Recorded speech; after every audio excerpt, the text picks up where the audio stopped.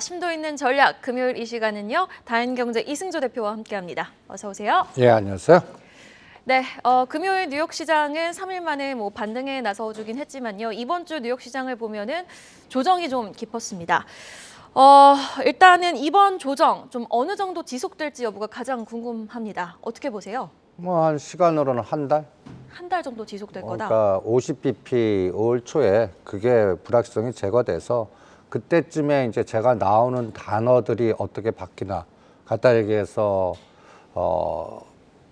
한미 연합훈련, 그 다음에 중국의 홍콩과 상해 셧다운이 불확실성이 지속되나, 그 다음에 또 우크라이나하고 러시아의 또 불확실성이 길어지나, 이게 인플레이니까 긴축 50bp 이거의 인플레이션 부분이 같이 마이너스로 나오면 변동성이 또 확대될 거예요. 그러니까 이렇게 한번 보시죠. 그냥 5월 4일까지 이 올라간 거에 반해서 지지할지 아니면 직전 저점 부근까지 빠질지를 일단 각 그 기술주의 대표되는 뭐 애플이나 테슬라나 몇 가지 종목 샘플링해서 보시는 게 어떻겠나. 이번 파동은 일단 14,600대까지 올랐습니다.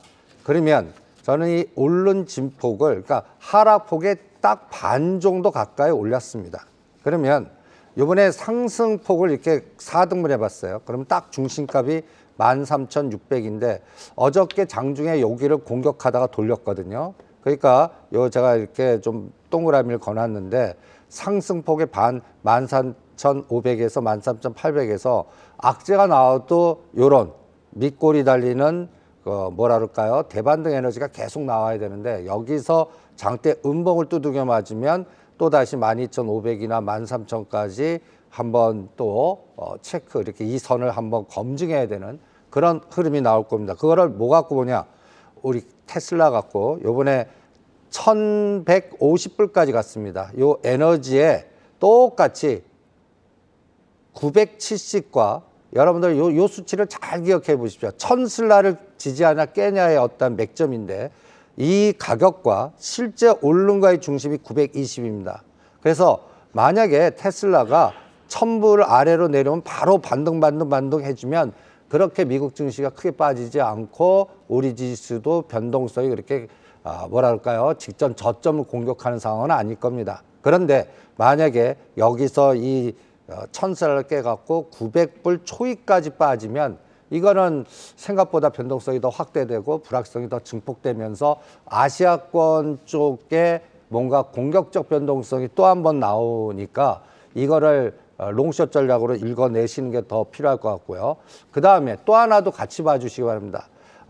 앨런 머스크가 인수한 트위터가 요번에 55불까지 갔습니다. 여기에서 40과 제가 45불을 이렇게 박스를 거놨습니다.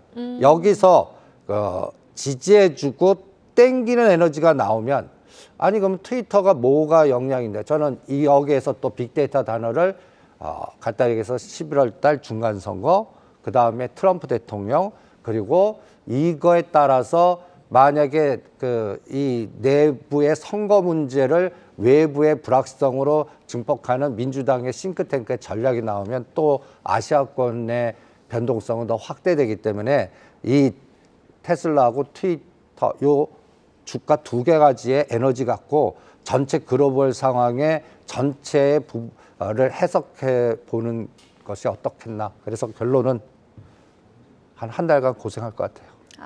알겠습니다. 일단은 한 달 동안 이 조정장이 좀 지속될 것 같다라고 정리를 좀 해주셨는데 국내 시장 이야기도 해보죠. 어제 2,700포인트가 깨졌습니다. 그리고 지난주 나오셔서 삼성전자의 매도가 좀 지속되는지 여부를 확인해보자라고 하셨는데 삼성전자가 호실적을 발표해도 매도가 지속이 됐어요.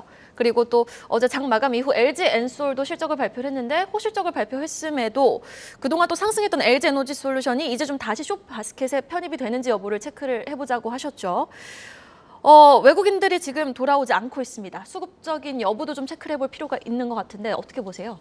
그게 가장 중요한 것 같아요. 우리나라는 삼성전자나 자동차가 지지해주고 뭔가 거기서 에너지가 나와야 그래야 뭔가 상승장의 에너지를 찾을 수가 있고 소부장 순환도 되고 대형주가 되는데 만약에 그렇지 않고 어저께 여러분들 삼성전자가 이틀 연속 500만 주를 팝니다.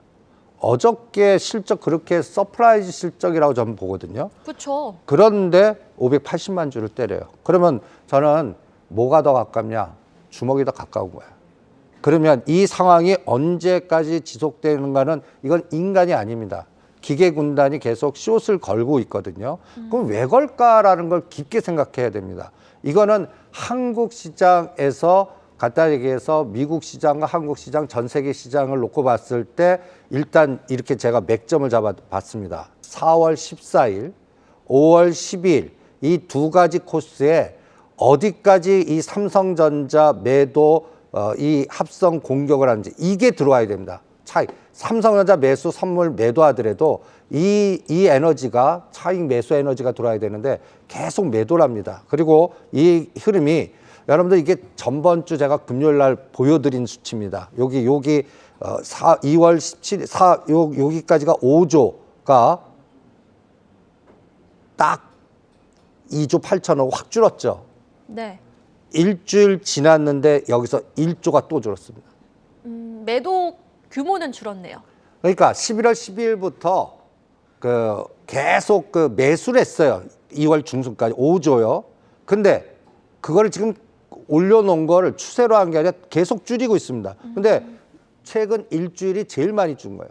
여기 수치를 보시면 여기 보시면 4월 30일부터 200만 주, 100만 주, 31만 주인데 이틀간 500만 주를 때립니다. 이 500만 주의 수치를 보는 거는요. 이게 이제 기계 에너지의 사이즈가 엄청나게 숏으로 커졌다는 얘기입니다. 그러면 이 5조라는 수치가 과거 삼성전자 수량의 옆에 수치 보면 잘 안 보이시겠지만 9번째 수치입니다. 네. 그러면 어떤 느낌이냐면 이것도 8월 5일에서 20일까지 이 공격적 JP모간의 윈터 이즈 커밍 해갖고 공격하는 에너지가 요번에 얘네들 기계군단이 4월 말까지 또 아니면 4월 14일과 5월 10일 이때까지 한번 한국 시장을 공격하는 거 아닌가? 그러면 대장을 공격한다는 얘기는 삼성전자 공격한다는 얘기거든요. 근데 그 사이에 엔소를 올렸는데 이번에 삼성전자 엔소를 같이 공격하면 어떻게 되겠습니까? 변동성이 더 커지겠죠. 하방 변동성이 더 커지겠네요. 예, 그걸 체크하는. 그래서 저는 삼성전자를 62,000원까지 열어놓겠습니다. 62,000원이요? 예, 68,000원에서 막아줘야 됩니다. 근데 어저께 솔직히 기대했어요. 그런데 그냥 매도를 하니까 이제는 엔솔도 같이 공격하나 보겠고요. 그래서 두 가지를 측정하시는 게 중요할 것 같고 그러면 이때가 또 생각이 나는 겁니다. 이때 중국 시장이 급락하면서 같이 공격했던 에너지. 우리 시장에서 이 삼성전자의 68,000원이라는 의미는 굉장히 중요한 의미가 있습니다. 여기 10월 13일 또 3월 초 지금. 네. 이거를 붕괴한다는 얘기는 상당히 공격적 에너지가 들어왔다는 얘기예요. 그런데 제가 이때가 굉장히 위험하다고 그랬죠. 3월 15일에. 그래서 돌렸는데 이제 이걸 다시 한번 검증하겠습니다. 7,700과 6,000에 저는 이 선을 잘 기억을 해주십시오. 7,400, 7,300과 500 사이가 지지선이 돼야 돼요. 이거를 이제 숏바스켓으로 여기도 공격한다는 얘기는 홍콩 H를 건든다는 얘기는 홍콩 폐기세를 건드릴 수도 있다는 얘기예요. 그러면 이게 또 뭐냐 환율 변동성이 나오거든요.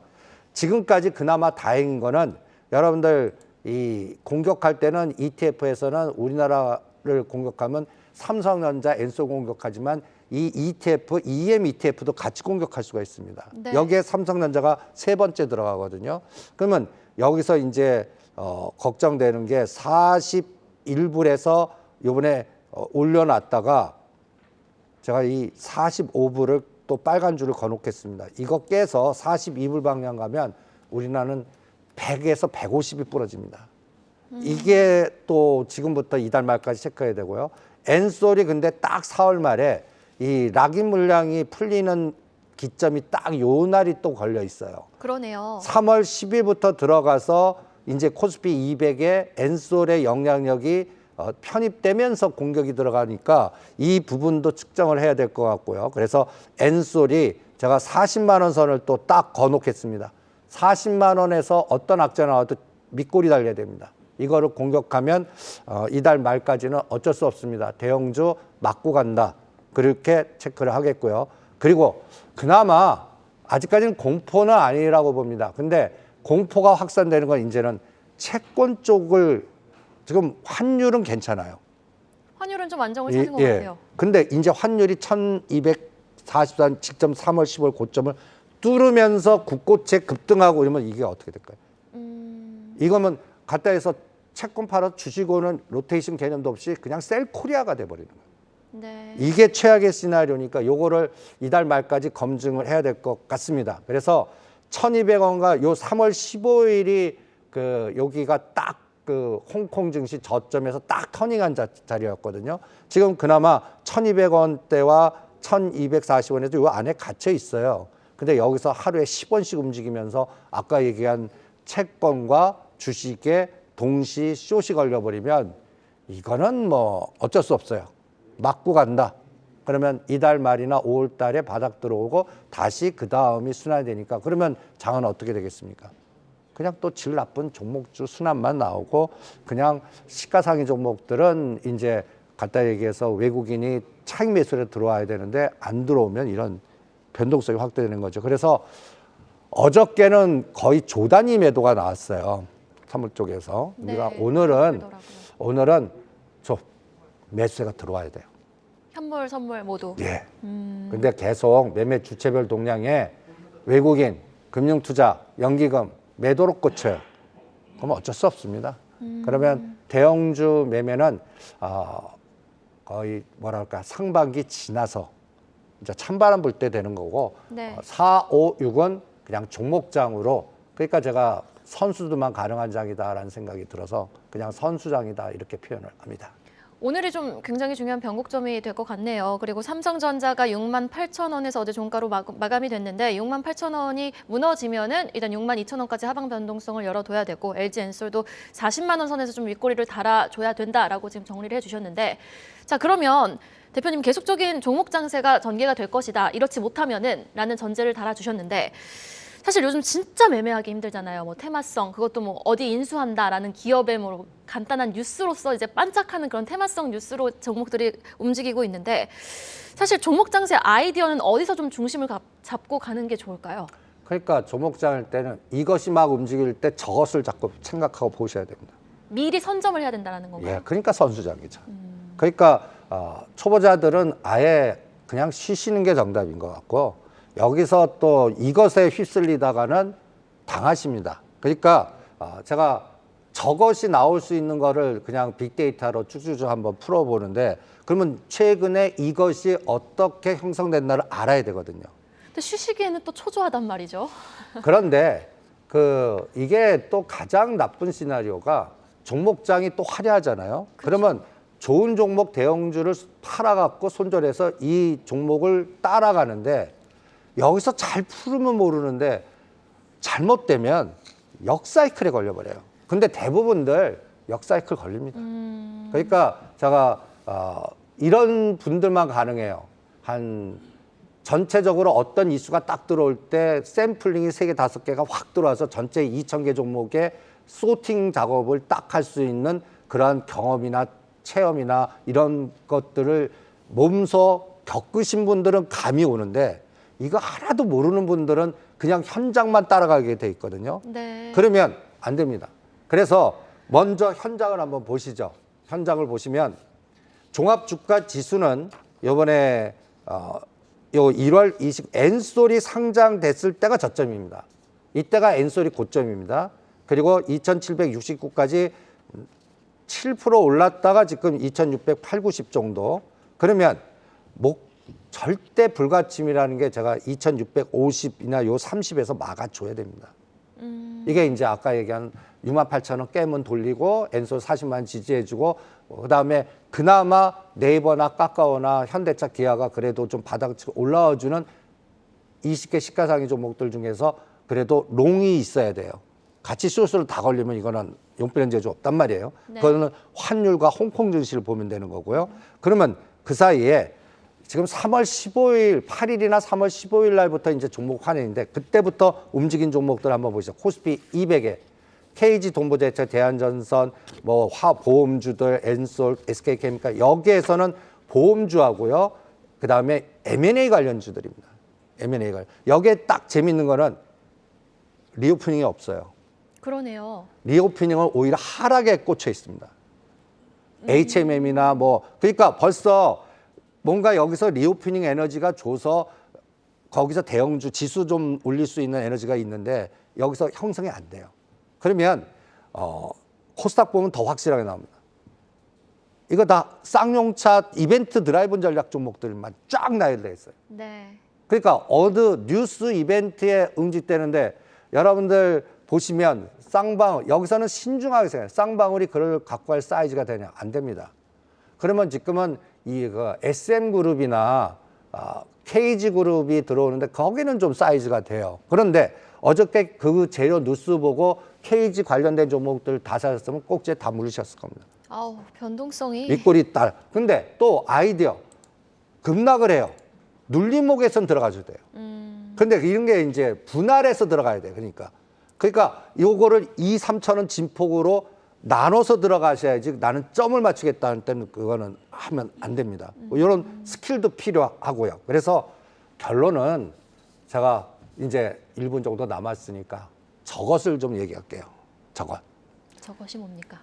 저는 빅데이터 플랫폼이 남아있을 것 같아요. 스마트 헬스케어. 그러니까 스마트 헬스케어. 그 다음에 또 부산 지역의 이제 뉴 에코시티와 부산 가덕도 SOC 그러니까 6월 달에 지방선거에서 팔로우 더 맨의 각 5대 도시에서 관련된 정책이 나올 수 있는 거. 광주에서 뭐가 나올 수 있을까? 부산에 뭐가 나올 수 있을까? 인천의 개발 계획은 뭐가 나올 수 있을까? 서울 이런 핵심 지역에 SOC 관련된 것들 중에 아직 안 움직인 것들 그리고 마지막으로 농업 쪽 그러니까 4, 5월 달까지 길어지면 분명히 인플레이션을 떠건드릴 겁니다.